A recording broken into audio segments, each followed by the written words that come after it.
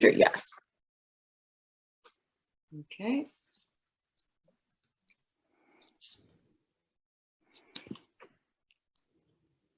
And we're live.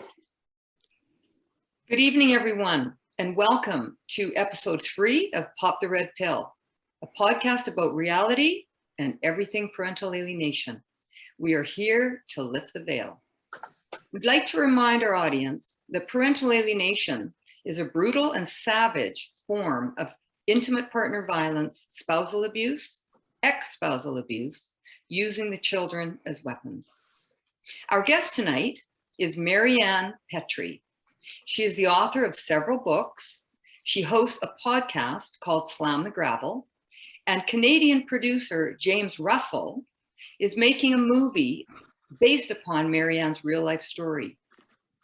My name is Kim McCord, and this is my fabulous co-host, Karen Belcourt, and together we'd like to welcome our special guest, Maryann Petri.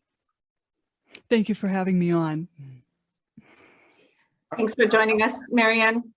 So I just want our viewers to think about the corrupt family court system is a $10 billion a year industry in Canada, and approximately a $90 billion or more than $90 billion industry in the US. And another thought, just as we're talking about some of these things this evening, every 60 seconds, a child loses contact with a parent permanently due to the corrupt family court. Mm-hmm. So Maryann, we'd like to start by reading an excerpt from your book, Dismantling Family Court Corruption, Why Taking the Kids Was Not Enough. I had no clue what was coming, and the ambush attempt to destroy my life almost succeeded. A registered nurse for 23 years and a well-respected citizen of my community, I found myself fending off alleged child abuse charges, which progressively ripped our family apart. Maryann, what does it feel like for a loving, dedicated mother such as yourself to be falsely accused of abusing your own children? Well, I was very taken aback that that would even happen, because I guess I'm so honest that it just wasn't happening. But you have to get a lawyer. I had a lawyer on board anyway, but we had to fight these allegations because as a nurse, if you're indicated with emotional child abuse, you are lumped in with all the child abusers. So you can't work. You can't be around children. And so we fought that allegation with a CPS judge. And then you have to wait a couple months, and then you find out that you are exonerated and you are cleared of these charges. And then 4 days later, I was indicated with emotional abuse on the middle child. And, we had to fight that. In the interim of waiting for that court date with that CPS judge, the hospital had to have all employees have their fingerprints in, background check, and child abuse clearances in by like end of November. And I couldn't get them in because I didn't have a child abuse clearance. I was indicated for emotional child abuse. And my hearing with the CPS judge wasn't until December 4th. So I lost my job involuntarily. Oh my goodness. There's all these technicalities in court that they literally trick you with as you're going along. I don't know if you were the same. I'm sure you were as many. We just keep going, what is going on? This cannot be right. Well, it's more like WTF, but it's just unbelievable. So you lost your job after, so at what point did that happen? So you and your husband got divorced, or you divorced him, or he divorced you, or? Yes, I divorced him in 2004. And all this trouble started as he remarried in 2007 to a woman actually I introduced him to. So, no good deed goes unpunished. And I don't know if I knew And I'll always say this, I don't know if I knew she worked in the courthouse or not, but she soon let me know that she did. Because shortly after they were married, she said, we were on the phone talking, and she said, I know a lot of people in the courthouse and I'm friends with all the judges. And I was like, I don't know why she said that. But then she continued to say, I also know all the state troopers in the barracks right around the corner. And I'm going, uh-oh, something's up. Like, I didn't know what it was yet, until I married in 2011. And once I married in 2011, the following year, everything just went crazy. Right, which it often does. Once the target parent takes on a partner, that again causes another narcissistic injury in the abusive parent. Because we had co-parented very well until this woman came into the picture. Once she came into the picture and inserted herself in between our co-parenting relationship, then it just got worse. Karen? Thanks. So studies show that if a mother tells her lawyer there's been sexual child abuse perpetrated by the father, she'll be strongly advised by her lawyer not to bring it up, as this will almost certainly result in her losing custody. Consequently, on advice by the lawyers, these sexual child abuse allegations are often not mentioned, leaving children held hostage with repetitive sexual abusers. What, Maryann, is your experience with this? Luckily, in my case, there was no issue with sexual abuse with my kids. I'm very grateful for that. But I have heard what you have just said happen to people. Yes. So on the flip side, if the father alleges physical child abuse perpetrated by the mother, this is often encouraged by the lawyers to win custody by isolating the children from their mother until she is able to prove at the trial that these allegations have no validity. If she's actually able to prove that, the mother will be considered guilty until proven innocent at the trial, which could be months and typically years these days away. Did this happen to you? And if so, did you have your parental rights revoked until these allegations were proven false in court? Yeah, this was kind of odd how this worked out, because when I was indicated, that was like in December, but yet I still had my younger kids with me. Okay, so they're calling me an emotional child abuser, yet they're letting me keep the younger two until end of February rolled around of the next year. We went before the president judge, who really could have just ended it right there. He could have put the whole burden on CPS, but he chose not to. He chose to be Pontius Pilate and wash his hands and say that, well, since she worked with my wife back in 1990, I'm going to have to recuse myself. But he did say, why are we doing this now? Why didn't you remove the kids back in November? Why are we doing this now? Yet he could have stopped it and put the burden on CPS. Instead, he sold me down the river and my whole family to a very, very corrupt judge. And from there, that judge already had his agenda with the opposing attorney. They were already in collusion together. Did you say at one point that the opposing attorney and the judge had worked together?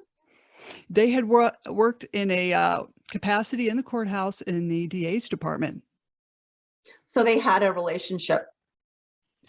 Yes.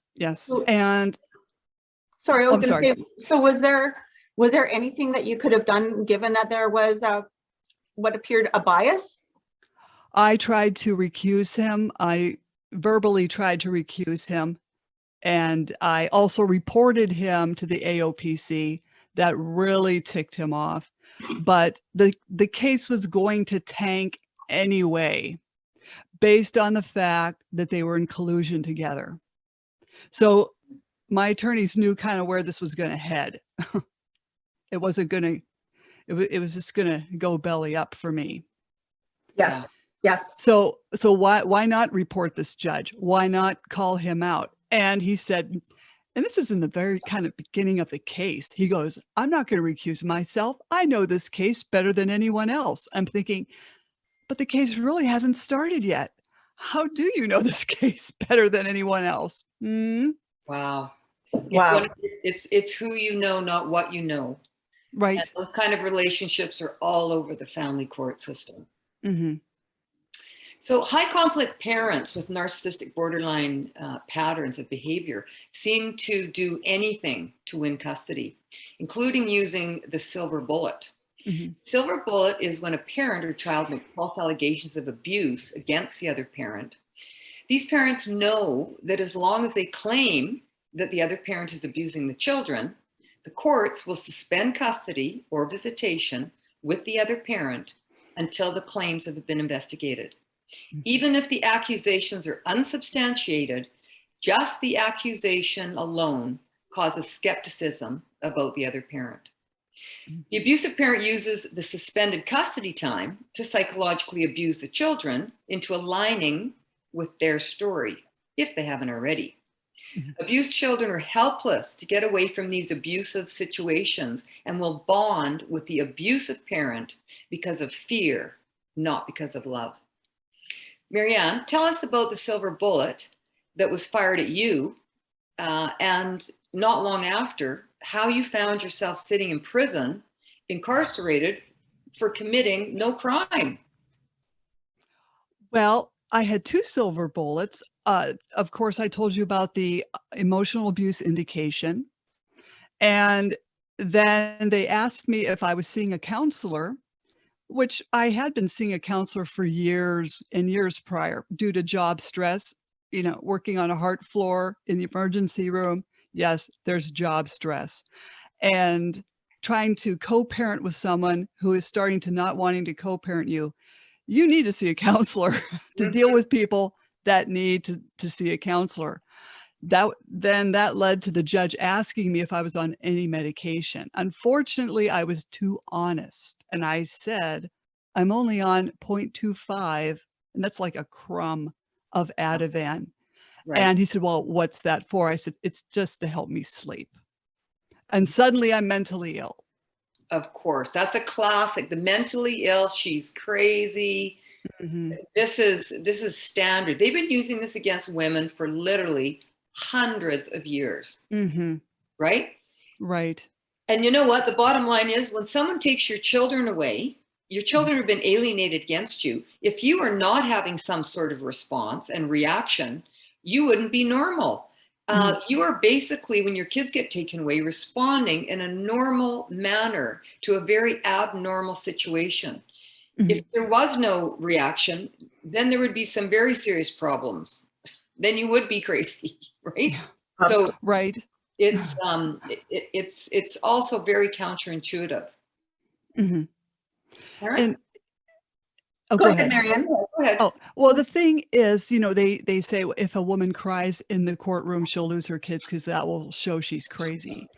But the thing was, I was so shocked and appalled at what was going on. I was just like staring in disbelief, like, am I really hearing the opposing attorney say parental alienation? Why is he saying that? Because that never happened. I never withheld the kids from anyone. I always let his parents take them to the zoo and, theme parks, whatever, whenever they wanted to. Everyone had access. I thought we were co-parenting. Of course, now we kind of weren't, but this was ridiculous. Yes. It absolutely is. So, and we who have had the unfortunate experience of family court corruption, we know that the judicial system causes extreme trauma for both our children and for the target parent. What have you done to overcome this trauma? Well, documented. I had documented throughout the whole court case. I'd write notes just to keep my head straight of what happened that day. I bought all the transcripts. And then you were asking me what led me to prison. Do you want me to answer to that now? Please do. Yes. Oh, okay. Story for Okay. sure. That's trauma causing. Yeah, right. Okay. As soon as the corrupt judge took the advice of a CPS caseworker who perjured herself on the stand, and I have proof of that. But as soon as he wrote the order, which was in a couple days or so, my ex took that order, ran down the same day he got it in the mail to domestic relations and filed for child support. Now, bear in mind, I was under a child abuse indication of emotional child abuse, so I could not work. So how could I possibly supply you with the $1,000 a month you feel you have to have when you are a vice president of a foreign company? So these arrears were mounting and mounting, and then it turned into support contempt conferences. And I sat down in a support contempt conference, and I had a really nice conference officer who told me under his breath, "This is BS." I'm telling you right now. He said, "I'm telling you right now, this is BS." I'm getting scared. He said, "You have $700. I said, "I have 25. I can give you that." I mean, my husband now is working out of town to take more higher paying jobs so he can pay and make up for my lost salary. Oh my goodness. Okay, so that's the name of your book, Dismantling Family Court Corruption, Why Taking the Kids Was Not Enough. Then they want you to pay for it by coming after you for child support. It's insanity. Right. And I know they're doing this to a lot of good guys as well that are normal. Yes. But this was like absolutely insane because you would go into support contempt hearings, and it was right before Easter, and it was really strange because the opposing attorney walked in, and so did the ex and his parents. And the guard told me to go sit in where the witness box is. And I didn't know that, but I was going to be the only female sitting there with a bunch of males. And the guy next to me said, "I don't know why I'm here. My child support is up to date." And I'm going, "Oh no." And this female judge who kind of looks like a man, I've been warned that, is she a man? Is she not a man? She'll roll on, depending on what lipstick color she wears. If she's having a good day or bad day, it might be pink, might be peach. I've been warned about this. She comes out in her robes were flowing like a demon. And I'm thinking, well, I was just waiting. The security guard or the bailiff went over to the opposing attorney and said, "What are you doing here?" And the attorney goes, "We're just observing." And he said it like that. And I thought, yeah, you want to observe me get shackled like Jesus right before Good Friday. That's what you want to see. So the opposing lawyer was there. Yeah. Ah. Wow. Yes. Just to rub it in. Oh, yes. And also, it was odd because my ex's parents were devout Christians. They always complimented me on how good a mother I was and how fast I got the kids potty trained. I mean, I can't believe they were there and even playing into this. I don't know where, and I was just shocked. So the judge, it was 9:00, she called me first. Of course, I'm sitting in the back and you're trying to get out of that box. I'm touching each guy on the shoulder and I'm saying, "God bless you, God bless you." Because I'm thinking, what is she going to put them through? I can't wait to see what she's going to put me through. Here she was demanding $2,000. Or if I can't come up with that $2,000 in 1 month, she would put me in prison. Oh, well, she said jail, but it's really prison because that's what it said on the outside of the building. And I could have come up with the $2,000, but the ex refused to pay the $2,000 Actually, it was like $2,200 of a pension fund that he hid. And we had found out about it. We argued that in Superior Court, and we won that as well. But the judge just wasn't acknowledging it, that it was won. And he did not sign it off to be given to me, because I could have avoided that.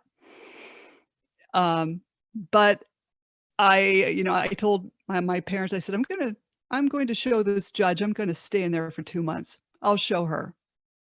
I thought I would. But, in the interim, when this first indication was placed on me and I lost my job, I had to see a psychiatrist, because I was like, I lost my second family. The nurses I worked with were my second family. And I had to go on an antidepressant and an anti-anxiety, benzodiazepine. And so, I tried to get that money. I even emailed the ex saying, call off the dogs, make this stop. This is not going to be good for the kids if I go to jail. It's not going to be good for them. No response, none whatsoever. So I showed up at the sheriff's office and we went in there, and they don't give you your medications, which is a human rights violation. They do it globally. And so you can't take someone off of benzodiazepine cold turkey, because you could go into convulsions. You could die, essentially, is what my doctor put in a letter. And so I was getting sick and sicker, and they were that was Monday. I got in there by Wednesday. I was really getting sick, and they started giving me like Librium. Like, that's not going to do anything. And I called my father up on Thursday and I said, could you please pay the purge amount, because I'm going to come out in a body bag. I was already having chest pain, which radiated to my back, and my arm hurt. I knew the symptoms of a heart attack. I even asked the nurse, can I go to the ER? Mm-hmm. And the prison guard, who looked like a Barbie doll with her hair up in a ponytail, said, oh, we don't do that here. I'm thinking, I hope I don't die here right now. I'd really hope that doesn't happen. And so, long story short, my dad got me out Friday morning. And 5 months later, I did have my heart attack, and I had 3 stents placed to the LAD. Oh my goodness. So you were in jail for 5 days? Yes. I was very disappointed in myself that I could not do the 2 months just to show them. But my doctor said, no, you're on a benzodiazepine. That's life-threatening. And he even put that in the letter for the judge. And can I ask you, what did they put you in, like a cell by yourself, or was it like a group cell, or what was it? Well, I wish I was by myself, because my cellmate just talked constantly. I was in with another woman, and she was a repeat offender, even though she was telling me she wasn't. I could tell, she was getting letters and she was saying, well, what does this mean? What does that mean? And it was just like, it was entertaining to be in there, because truly it should be a drug and alcohol unit. It really shouldn't be a prison. There's people there that are coming off of, methamphetamines or whatever they were taking. And it really shouldn't be a jail. They're really not treating people right. They should rehab them and not do what they were doing to them. Not abuse them, basically. Oh yeah, yeah. And did I not hear you share in one of your other interviews that your children were basically told that you were like kind of at a resort type of experience, golfing and whatever, these kind of activities, just to make it sound like it was like, Martha Stewart kind of experience? That's exactly right. My son had told me when I picked him up that Friday, it was my weekend to have them, thank God. And he said, well, Dad said you were going to be in a place where you would be knitting and, playing tennis. And I'm thinking, oh, Martha Stewart. Oh, wait a minute. I'm not that wealthy. No, I said, that's not where I was. I explained to him I was in the general population. And he said that he was teased at school Monday morning apparently somehow news travels fast that their mother was in jail, Oh my and God. they were ruthlessly teased. My oldest son whipped his cell phone at his father. He's telling me this. And the father took a full water bottle and whipped it at his arm, either his left arm or his right arm, and then took him by the back of his neck. So there was an altercation. And I don't know the rest of it. That's all he told me. And I told him, I said, I really can't help you. You have to tell your school counselors that. They are mandated reporters. Mhm. Wow. And he got the courage to do that. It took him a couple months. And unfortunately, they did make the phone call to CPS. However, they blew it off and said, well, everyone has different parenting styles. Wow. Yeah. I would like to say something about that. Parenting styles are one thing, but when you're dealing with parents that have the narcissistic borderline personality traits, they are absolute master manipulators at projecting what they are doing onto you. So hence they take they take abuse and teach the kids that it's love and that love is abuse. So they're completely confused. The cognitive dissonance that these poor kids go through. So for instance, they would take basic good parenting practices such as having boundaries, expectations, having good routines, and turn that into abuse. And an example of that would be, say an abusive father. And again, it can be either one. Oh my goodness, did your mother make you practice your piano for 20 minutes again today? Oh my God, that's so abusive. She's abusing you every day, making you practice. It's just insane. But when a child keeps hearing this over and over, repetitively, it starts to become their shared delusional disorder. And basically what you're doing is being a good parent and trying to keep the kids on schedule, expectations and boundaries, which is good parenting. So good parenting, the good parents are always the ones that end up being the targeted parents, because targeted parents that are fit, healthy-minded individuals would never do this sort of thing to children and abuse them in this way psychologically. I noticed in court that they were saying that my parenting style was just more relaxed.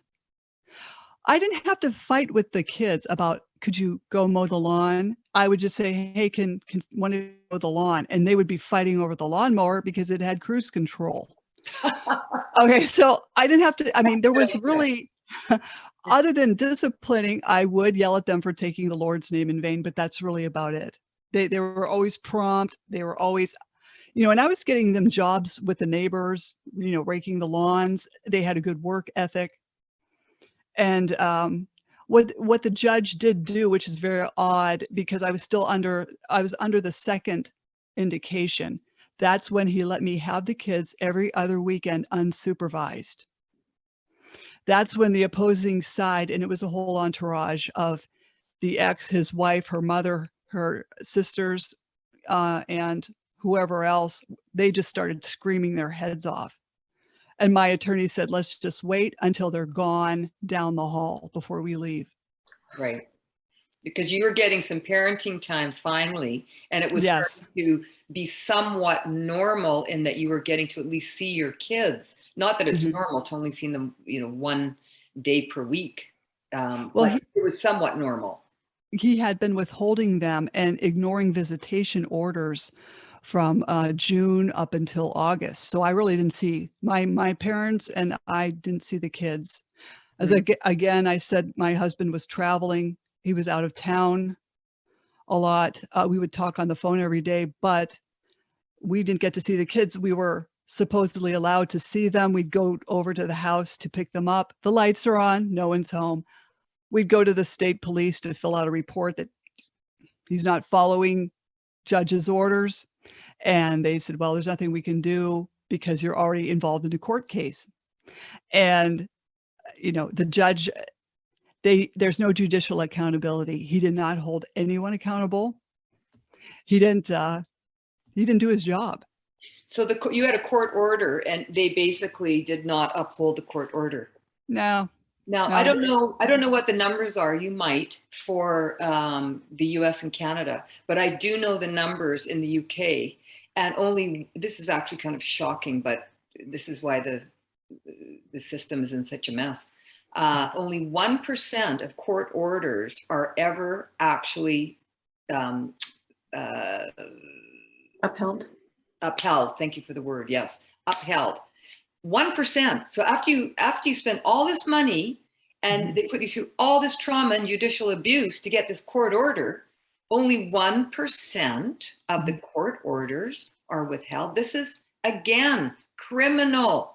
And as we've said before, Maryann and Karen, the criminals are on the inside. That's the part that is kind of jaw-dropping. It is. It truly is. It's shocking. My father was a police officer when I was a little girl, so I grew up believing that the law was there to, to protect the innocent and appropriately reprimand the people that break the law.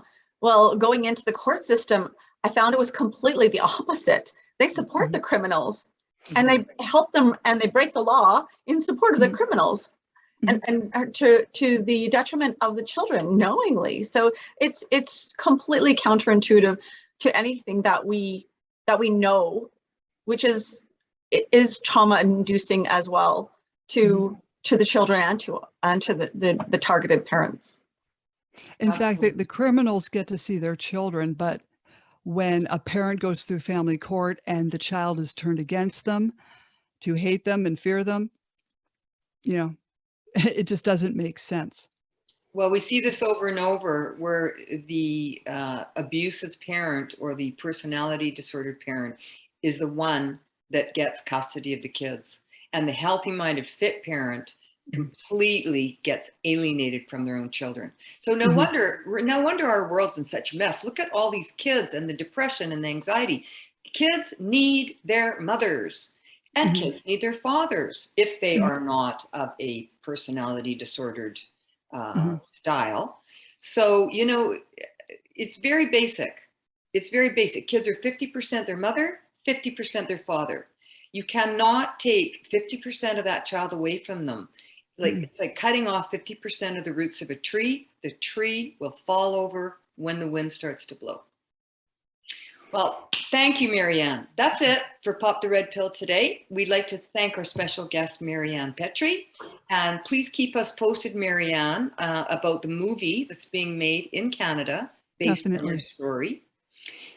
Given that we have been talking about family court corruption, it's very dark, we'd like to leave you on a lighter note, audience, with a little laugh about lawyers. So we've got a couple of lawyers' jokes. What does a lawyer get when you give him Viagra? What does he get? Taller. And so to contribute to that, why does the Bar Association Code of Ethics prevent sex between lawyers and their clients? I don't know. To prevent clients from being billed twice for essentially the same advice or the same service.